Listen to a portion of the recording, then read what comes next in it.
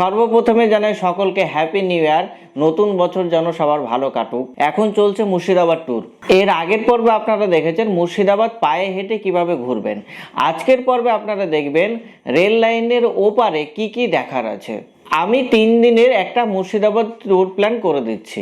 এবার বলি রেল লাইনের ওপারের ট্যুরটা আপনারা কিভাবে শুরু করবেন।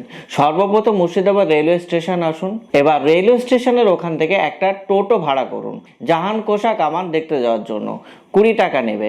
আমাদের প্রথম স্পট হচ্ছে জাহান কোষা কামান। এবার রেল লাইন ক্রস করে ওই পারে যেতে হবে। মোটামুটি 10 থেকে 15 মিনিটের মধ্যে পৌঁছে যাবেন। জাহান কোষা কামান, আমি আমার জীবনে এত বড় কামান কখনোই দেখিনি। জাহান কোষা মানে পৃথিবী ধ্বংসকারী। ভাবা যায় একটি কামান নাকি পৃথিবী ধ্বংস করতে পারে। আজকে আমি আপনাদেরকে এই জাহান কোষা কামান দেখাবো, জানাবো তার অতীত ইতিহাস। কিভাবেই বা তৈরি হলো এই জাহান কোষা কামান বা জগৎজয়ী। জাহান কোষা কামান বৃহৎ কামান। জাহান কোষা অর্থাৎ বিশ্বজয়ী। বাঙালি কর্মকার জনার্দনের ধাতুবিদ্যা পারদর্শিতার একটি অটুট প্রমাণস্বরূপ বিদ্যমান। জাহান কোষা কামান দৈর্ঘ্যে প্রায় 5.5 মিটার এবং এটার ওজন 7 টনের ঊর্ধ্বে।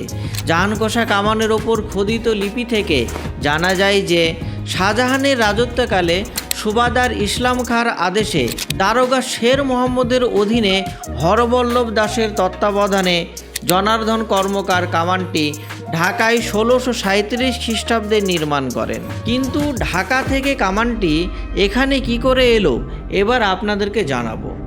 ঔরঙ্গজেবের শাসনকালে মুর্শিদ কুলি খাঁকে বাংলার দেওয়ান করে পাঠায়।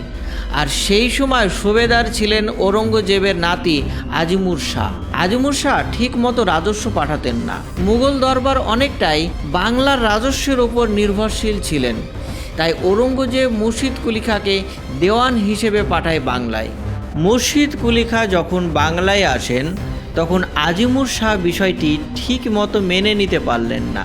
তিনি ষড়যন্ত্র শুরু করলেন কিভাবে মুর্শিদ কুলি খাঁকে হত্যা করা যায়। আর মুর্শিদ কুলি খাঁ তখন বুঝলেন এখানে থাকলে তিনি ঠিক মতো কাজ করতে পারবেন না এবং তার প্রাণ সংশয় আছে। তিনি তখন ঔরঙ্গজেবকে এই বিষয়টি জানালেন এবং ঔরঙ্গজেবের আদেশেই তিনি ঢাকা থেকে বাংলার রাজধানী মুর্শিদাবাদে স্থানান্তর করেন। এবং ঢাকা থেকে যখন মুর্শিদাবাদে তিনি আসেন সেই সময় অনেক কিছুই তিনি মুর্শিদাবাদে আনেন, তার মধ্যে এই কামানটিও পড়ে। আর সেই সময় এই এলাকাটি ছিল মুর্শিদ কুলি খাঁর গোলাবারুদ রাখার স্থান। সেই কারণেই জায়গাটির নাম তোপখানা। তার শেষ নিদর্শন ইতিহাস বিখ্যাত এই জাহান কোষা কামান। কালের নিয়মে নবাবী রাজত্বের অবসান হয়েছে। মুর্শিদ কুলি খাঁও মারা গিয়েছেন আর তোপখানা আর নেই। এই কামানটি অনেক দিন ধরে একটি অশ্বত্থ গাছের নিচে পড়েছিল। ভারতের পুরাতত্ত্ব বিভাগ ASI এই কামানটিকে গাছের নিচ থেকে তুলে এখানে স্থানান্তর করে। তারপর থেকে এটি এখন স্বমহিমায় বিরাজমান। আর তখন থেকে এটা পর্যটকদের প্রধান আকর্ষণ। মুর্শিদাবাদে ঘুরতে গিয়েছেন তারা জাহান কোষা কামান দেখেননি এমন পর্যটক খুব কমই পাবেন। ভারতীয় উপমহাদেশে এই রকম কামান আর নেই। এখনকার সময় নিউক্লিয়ার বোমা থাকলে সেই দেশ অনেক বেশি শক্তিশালী, ঠিক সেই সময়ও নবাবদের কামান ছিল। যার যত বেশি শক্তিশালী কামান সেই নবাব তত বেশি ক্ষমতাশালী। কামান ছিল শক্তির প্রতীক। এটি অষ্টধাতু দিয়ে তৈরি, অর্থাৎ সোনা, রূপা, তামা, দস্তা, জিং, টিং, লোহা ও পারদ। তাই এটাতে মরচে পড়ে না ও রং করারও প্রয়োজন পড়ে না। এবং কাঠফাটা রৌদ্রেও একটুও গরম হয় না। আপনি যখন হাত দেবেন দেখবেন ঠান্ডা। কামানটির গায়ে রয়েছে 9টি পিতলের ফলকখণ্ড। সেখানে ফরাসি ভাষায় লেখা রয়েছে কামানটির জন্ম ইতিহাস। কামানটি একবার দাগতে 28 সের বারুদ লাগত। কামানটি পর্যটকদের কাছে এখনও বিস্ময়। আপনি যখন জাহান কোষা কামান দেখতে যাবেন এবং কামানটিকে স্বচক্ষে দেখবেন তখন বাঙালি হিসেবে আপনার গর্ববোধ হবে। এবার জাহান কোষা কামান দেখার পর ওখান থেকে জাস্ট একটু হেঁটে গেলেই মুর্শিদাবাদের সব থেকে আকর্ষণীয় যেটা সেটা হচ্ছে কাটরা মসজিদ। 5 থেকে 10 মিনিট মতো হাঁটলেই কাটরা মসজিদে পৌঁছে যাবেন। মুর্শিদাবাদ স্টেশন থেকে 1.5 কিলোমিটার দূরে নবাব মুর্শিদ কুলি খাঁর তৈরি অত্যন্ত আশ্চর্য স্থাপত্য কাটরা মসজিদ। 1732 খ্রিস্টাব্দে নবাব মুর্শিদ কুলি খাঁর নির্দেশে মুরাদ ফরাশ নামে একজন স্থপতি কাটরা মসজিদ নির্মাণ করেন। 24 মিটার উঁচু বর্গাকার ভিতের ওপর সম্পূর্ণ ইটের তৈরি এই মসজিদ। চারদিকে দ্বিতল সমান গম্বুজ আকৃতি কক্ষ সম্মিলিত গঠন রয়েছে এবং সামনে বেশ প্রশস্ত খোলা জায়গা রয়েছে। চতুর্ভুজের 4টি কোণে 4টি বিশাল বড় মিনার রয়েছে, যার মধ্যে উত্তর পশ্চিম এবং দক্ষিণ পশ্চিম দিকের মিনারগুলি এখন পর্যন্ত টিকে আছে। মূল প্রবেশদ্বারে সিঁড়ির ওপর দিয়ে এই মসজিদে প্রবেশ করতে হয়। এই সিঁড়ির নিচেই নবাব মুর্শিদ কুলি খাঁর সমাধি রয়েছে। কথিত আছে মুর্শিদ কুলি খাঁ মারা যাওয়ার আগে আদেশ দিয়েছিলেন যে তিনি যাদের উপর নির্মম অত্যাচার করেছিলেন তারা কবরের উপর দিয়ে হেঁটে গেলে তার আত্মা শান্তি পাবে। মোট 19.5 একর জমিতে এই মসজিদ নির্মিত। এই চত্বরে 700 জন বসে কোরআন পাঠ করতে পারে এবং একসঙ্গে 2000 জন নামাজ পড়তে পারেন। এখন মসজিদের প্রবেশপথ যেটা, সেটা মসজিদের পেছন দিক। তখনকার সময় মসজিদের প্রবেশপথ ছিল এই দিক দিয়ে। মুর্শিদাবাদে এত বড় নান্দনিক স্থাপত্য আর নেই। প্রথম দেখে আপনার মনে হতে পারে এটা একটা দুর্গ বা রাজপ্রাসাদ। এই মসজিদের 4 কোণে 4টি মিনার ছিল, বর্তমানে 2টি মিনার অবশিষ্ট রয়েছে। অনুমান করা যায় 1897 সালে ভয়াবহ ভূমিকম্প হওয়ার ফলে এই মিনার দুটি নষ্ট হয়ে যায়। বাকি 2টি মিনার অক্ষত মনে হলেও এটাও কিন্তু ভগ্ন উপরের দিক থেকে। এটাই হচ্ছে মসজিদের প্রবেশপথ। সেই সময়ে যারা নামাজ পড়তেন এই গেট দিয়ে প্রবেশ করতেন। আর এই সিঁড়ির নিচেই সমাধিত আছে মুর্শিদাবাদের প্রথম নবাব মুর্শিদ কুলি খাঁ। সেই সময় নবাবদের ইচ্ছে থাকতো বা তারা চাইতেন তাদেরকে যেন মসজিদের সিঁড়ির নিচে কবর দেওয়া হয়, যাতে মসজিদে প্রবেশ পথে সকল পদধূলি তার সমাধির ওপর পড়ে এবং তার আত্মা বেহেশতে গমন হয়। এই উদ্দেশ্যেই বাংলার প্রথম নবাব মুর্শিদ কুলি খাঁর কবর একদম সিঁড়ির নিচেই আছে। এই মসজিদে যারা আসেন তাদের প্রথম ইচ্ছে থাকে মুর্শিদ কুলি খাঁর কবর দেখা। বলা যেতে পারে প্রধান আকর্ষণই হচ্ছে এই মসজিদের মুর্শিদ কুলি খাঁর কবর। আমরা সাধারণত ভারতবর্ষের অনেক জায়গায় বড় বড় মসজিদ দেখতে পাই, কিন্তু মুর্শিদাবাদের মাটিতে এত বড় মসজিদ অকল্পনীয় ব্যাপার, ভাবা যায় না, কিন্তু আছে, এটাই সত্য। মুর্শিদাবাদ ভ্রমণ এই কাটরা মসজিদ ছাড়া অসম্পূর্ণ থেকে যায়। তাই যারা মুর্শিদাবাদ ভ্রমণ প্ল্যান করছেন এই মসজিদ কিন্তু মাস্ট ভিজিট প্লেস, তাই একবার হলেও ঘুরে যাবেন। এত বড় জায়গা নিয়ে এখানে নামাজ পড়তো সেই সময়। বর্তমানে কাটরা মসজিদ একটি মনুমেন্ট। এখানে জাতি ধর্ম বর্ণ নির্বিশেষে প্রবেশ করতে পারে।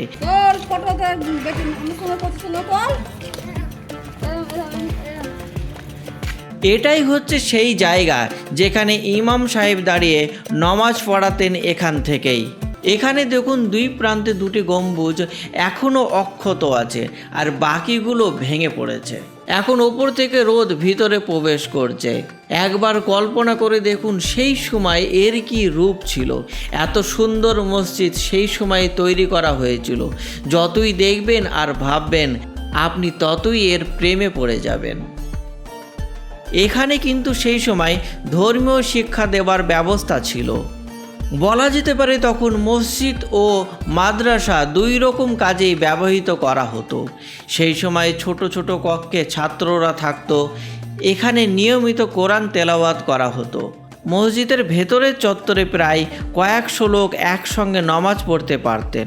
এবার কাটরা মসজিদ আপনি দেখে নিলেন, জাহানকোষা কামান আপনি দেখে নিলেন। এবার ওখান থেকে জাস্ট একটুই, কাটরা মসজিদ থেকে জাস্ট 5 মিনিট মতো হাঁটলেই গিয়ে পৌঁছবেন ফৌতো মসজিদ বা ফুটো মসজিদ।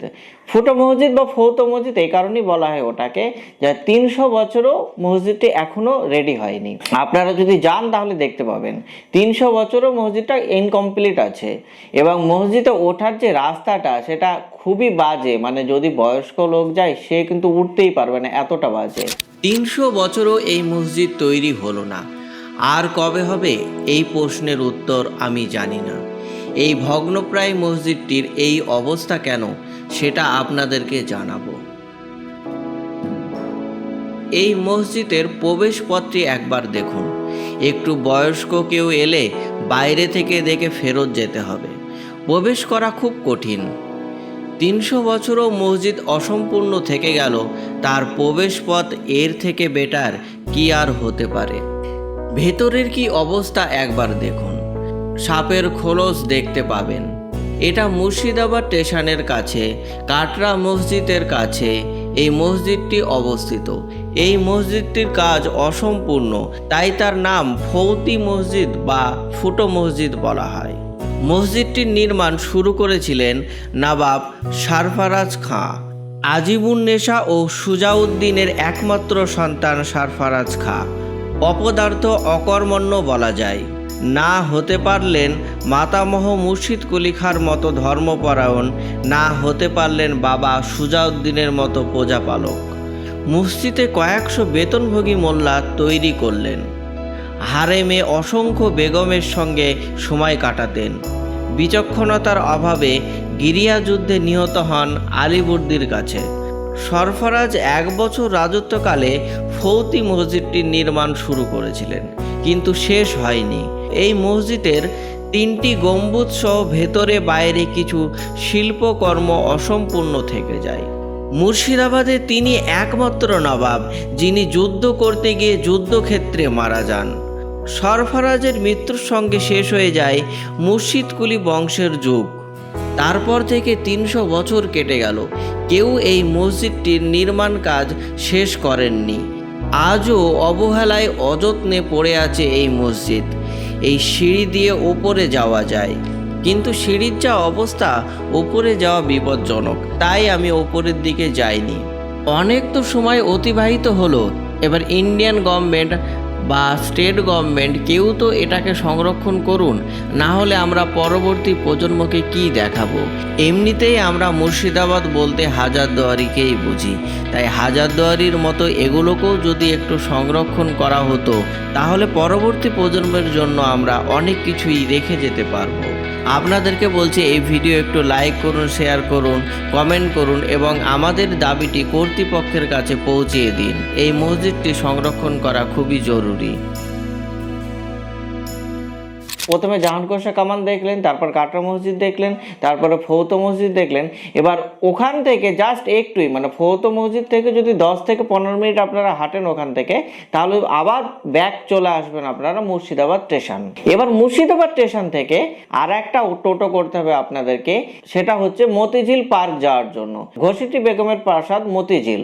মুর্শিদাবাদ স্টেশন থেকে 10-15 মিনিট মতো সময় লাগবে। টোটো ভাড়া পড়বে আপনাদের 20 টাকা। কম বাজেটে স্বল্প খরচায় যদি মুর্শিদাবাদ ট্যুর করতে চান, তাহলে এই ট্যুর প্ল্যানটা যদি ফলো করেন, তাহলে আপনাদের খরচা হবে অনলি 20 টাকা, মানে প্রথমে জাহানকোষা কামানে যাওয়ার জন্য এবং রেলওয়ে স্টেশন থেকে আবার মতিঝিল প্রাসাদ যাওয়ার জন্য 20 টাকা খরচা হবে। তো টোটাল আপনাদের 40 টাকা। 40 টাকায় আপনারা পুরো দিনটা ঘুরতে পারছেন। মতিঝিল প্রাসাদ মুর্শিদাবাদের ইতিহাসে একটি গুরুত্বপূর্ণ প্রাসাদ। এই প্রাসাদ থেকেই 1757 সালে পলাশির উদ্দেশ্যে ঐতিহাসিক যাত্রা শুরু হয়। এই প্রাসাদেই নবাব সিরাজউদ্দৌলার বিরুদ্ধে ষড়যন্ত্র শুরু হয়। নবাবী আমলে মুর্শিদাবাদের ইতিহাসের উত্থান পত্তনের সাক্ষী হয়ে আছে এই প্রাসাদ। কিন্তু জানেন কি আজকে এই প্রাসাদ কি অবস্থায় আছে? সেটা জানতেই আজ আমি এসেছি মতিঝিল পার্কে। মতিঝিল পার্ক অনেক বড়, ঘুরতে মোটামুটি 2 ঘন্টা সময় লেগে যাবে। এখানে কি কি দেখতে পাবেন? অশোক খোড়াকৃতি ঝিল, মীর মদনের কামান, ওয়াচ টাওয়ার, মতিঝিল প্রকৃতি তীর্থ স্টেশন, মতিঝিল ভবন, শিশু উদ্যান, সুরের ঝর্ণা, পাশ্চাত্য ঘরনা স্তম্ভ, লাইট অ্যান্ড সাউন্ড শো, জেটিঘাট। সেই দিনের মতিঝিল প্রাসাদ এখন প্রকৃতি তীর্থ। পায়ে হেঁটে ঘুরতে না চাইলে সাইকেল পেয়ে যাবেন 50 টাকায় 30 মিনিটের জন্য। মীর মাদানির কামান একসময় ওলন্দাজ সরকারের পক্ষ থেকে এই বিশাল কামানটি নবাব আলীবর্দী খাঁকে উপহার দেওয়া হয়েছিল। সিরাজের বিশ্বস্ত সেনাপতি মীর মদন এই কামানটি ব্যবহার করতেন। আসল কামানটি রাখা আছে হাজারদুয়ারি প্রাসাদের সংগ্রহশালায়। এই হচ্ছে মতিঝিল প্রকৃতি তীর্থ স্টেশন। এই টয় ট্রেনে চেপে পার্ক ঘুরতে পারেন। ছোটদের জন্য এখানে বিনোদনের ব্যবস্থা আছে। মুর্শিদ কুলি খাঁ 1665 থেকে 1727। 1665 খ্রিস্টাব্দে এক ব্রাহ্মণ পরিবারে জন্মের পর একজন পার্সি বণিক তাঁকে প্রতিপালন করেছিলেন। সম্রাট ঔরঙ্গজেব তাঁকে গভর্নর এবং বাংলার দেওয়ান হিসেবে নিযুক্ত করেছিলেন। 1702 খ্রিস্টাব্দে তিনি বাংলার রাজধানী ঢাকা থেকে মুকসুদাবাদে স্থানান্তরিত করে মুর্শিদাবাদ নামকরণ করেছিলেন। তিনি সুদক্ষ অর্থনৈতিক প্রশাসক হিসেবে খ্যাত ছিলেন। 1725 খ্রিস্টাব্দে তাঁর মৃত্যু হয় এবং পবিত্র কাটরা মসজিদে তাঁকে সমাহিত করা হয়েছিল। এখানে একটি গোলাপ বাগান আছে। যারা ছবি তুলতে ভালোবাসেন তাদের জন্য পারফেক্ট প্লেস। ছবি তুলুন আর ইনস্টাগ্রামে আপলোড করুন। অনেক রকমের গোলাপ আছে। শিশু উদ্যান, এখানে দেখলাম শিশু ছাড়া সবাই আছে জোড়ায় জোড়ায়। বাকি আপনারা বুঝে নিন। আলীবর্দী খাঁ আনুমানিক 1676 খ্রিস্টাব্দ থেকে 1756 খ্রিস্টাব্দ। 1676 খ্রিস্টাব্দে মির্জা মোহাম্মদের পুত্র আলীবর্দী খাঁর জন্ম হয়। মুর্শিদ কুলি খাঁর পর বাংলার পুনর্নির্মাণে অগ্রণী ভূমিকা গ্রহণ করেছিলেন আলীবর্দী খাঁ। তিনি ছিলেন একজন পরোপকারী এবং ধর্মপরায়ণ শাসক। তিনি শিল্প ও সংস্কৃতির পৃষ্ঠপোষক ছিলেন। মৃত্যুর পর তাঁকে মতিঝিলের পশ্চিম তীরের খোশবাগে সমাহিত করা হয়েছিল। পার্কটা অনেক বড়, তাই অনেকগুলো বিশ্রাম স্থল আছে। ঘুরতে ঘুরতে ক্লান্ত হয়ে গেলে এখানে বিশ্রাম নিতে পারবেন। সুরের ঝর্ণা বা মিউজিক্যাল ফাউন্টেন এখানে সন্ধ্যের পর আসলে দেখতে পাবেন। খুব সুন্দর লাগে, যদি সময় থাকে মিস করবেন না। পার্ক ঘুরতে ঘুরতে আমি ভুলেই গিয়েছি মতিঝিল প্রাসাদের ইতিহাসটা জানাতে। চলুন এবার ইতিহাসটা একটু জানি। একসময় প্রচুর পরিমাণে মতি অর্থাৎ মুক্ত পাওয়া যেত এই ঝিলে, তাই এই নাম মতিঝিল। বিদেশি বণিকদের সঙ্গে এই নিয়ে চলতো ব্যবসা বাণিজ্যের আদান প্রদান। নবাব আলীবর্দী খাঁর আমলে প্রাসাদ ও নানা অট্টালিকা বানানোর প্রয়োজনে ইস্টক ইট নির্মাণের মাটি কাটার ফলেই এই জলাশয়ের জন্ম। পরবর্তীকালে আলীবর্দীর কন্যা ঘসিটি বেগমকে প্রাসাদ নির্মাণ করে দেন তার স্বামী নোয়াজিস মোহাম্মদ 1743 সালে। প্রাসাদের নাম ছিল সাংহি দালান। অশ্বক্ষুরাকৃতি এক ঝিল প্রাসাদটিকে ঘিরে রেখেছিল। এই হচ্ছে মতিঝিলের ইতিহাস। এখানে সন্ধ্যের পর লাইট অ্যান্ড সাউন্ড শো দেখানো হয়। এটা কিন্তু দেখবেন যদি সময় থাকে। শোয়ের ভিডিওগ্রাফি করা যায় না, তাই আপনাদেরকে দেখাতে পারছি না। তবে বলে দিচ্ছি কি কি বিষয়ের ওপর শো হয়। ষড়যন্ত্রের পটভূমি। 1756 খ্রিস্টাব্দে বাংলার মসনদে নবাব সিরাজউদ্দৌলার অভিষেক নবাব বংশে অসন্তোষ ও শত্রুতা সৃষ্টি করেছিল, যা ইংরেজ কোম্পানির সঙ্গে অন্যান্য বিরোধী শক্তিগুলিকে সংযুক্ত করে তাঁকে সিংহাসনচ্যুত করার মঞ্চ প্রস্তুত করে। নবাবকে ক্ষমতাচ্যুত করতে যারা এই ষড়যন্ত্রে উল্লেখযোগ্য ভূমিকা পালন করেছিলেন তাদের মধ্যে প্রথমেই ছিলেন মির্জাফর, নবাব আলীবর্দী খাঁর ভগ্নিপতি ও নবাব সিরাজউদ্দৌলার প্রধান সেনাপতি। মির্জাফর নবাবী লাভের উদ্দেশ্যে পলাশির যুদ্ধে নবাবকে ভ্রান্ত পরামর্শ প্রদান করে পরাজয়ের পথ সুগম করেন এবং পরবর্তীকালে তিনি বাংলার নবাব হন। দ্বিতীয় ছিলেন ঘসিটি বেগম, নবাব সিরাজউদ্দৌলার খেয়ালি মাসি ঘসিটি বেগম এবং আলীবর্দী খাঁর জ্যেষ্ঠা কন্যা। তিনি সম্পদশালী এবং ক্ষমতাশালী হওয়ার ফলে সিরাজকে সিংহাসনচ্যুত করার লক্ষ্যে নবাবের বিরোধী শিবিরে প্রচুর অর্থ প্রদান করেছিলেন এবং মির্জাফর ও ব্রিটিশদের সঙ্গে একযোগে কাজ করেন।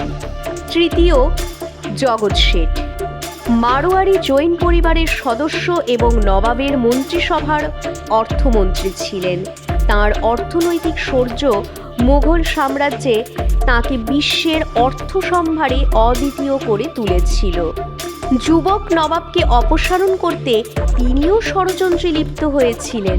চতুর্থ, William Watts British east India কোম্পানির কাশিম বাজার বাণিজ্য কেন্দ্রের মুখ্য পদে আসীন ছিলেন।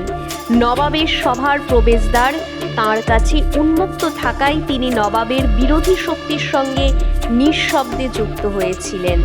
এবং পঞ্চম, লর্ড ক্লাইভ পলাশির যুদ্ধের মূল কারিগর। নবাবের উত্তরাধিকার হিসেবে এবং কোম্পানির ব্যবসা বাণিজ্যের ভবিষ্যৎ সুদৃঢ় করার উদ্দেশ্যে তিনি মির্জাফরের সঙ্গে চুক্তি করেছিলেন। মতিঝিল প্রাসাদের প্রতিষ্ঠাতা নওয়াজেশ মোহাম্মদ খাঁ, তার সমাধি আছে মতিঝিল পার্কের প্রবেশদ্বারের বাঁদিকে। এটা দিয়ে একটু এগিয়ে আসলেই দেখতে পাবেন তার সমাধি। এখানেই রয়েছে নওয়াজেশ মোহাম্মদের দত্তক পুত্র একরামউদ্দৌলার সমাধি। ঘসিটি বেগম ও নওয়াজেশ মোহাম্মদ ছিল নিঃসন্তান। তারা সিরাজউদ্দৌলার ভাইকে অর্থাৎ একরামউদ্দৌলাকে দত্তক নিয়েছিলেন। একরামউদ্দৌলার চিকেন পক্স হয় এবং মারা যান। তার অকাল প্রয়াণ নওয়াজেশ মোহাম্মদ সহ্য করতে পারেননি। 1 বছরের মধ্যে তিনিও মারা যান। মসজিদের সামনে সমাধি রয়েছে দুজনের। 1750 সালে নওয়াজেশ মোহাম্মদ একটি মসজিদ তৈরি করেন, জামা মসজিদ। সেটা এখনও রয়ে গেছে এখানে। নিয়মিত নামাজ পড়েন সবাই, কিন্তু ট্যুরিস্টদের জন্য প্রবেশ নিষেধ।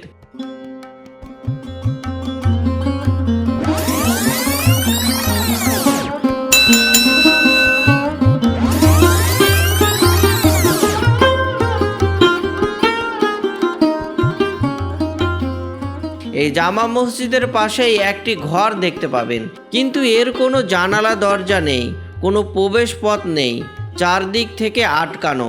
তাই এই ঘরটিকে মতিঝিলের গুপ্ত ঘর বলা হয়। এই ঘরের মধ্যে কি আছে আজও কেউ জানে না। সেই সময় ইংরেজরা এই ঘরের মধ্যে কি আছে জানার জন্য কামান দাগেন এখানে, কিন্তু কামান দাগেন যিনি রক্তভূমি করে মারা যান এখানে।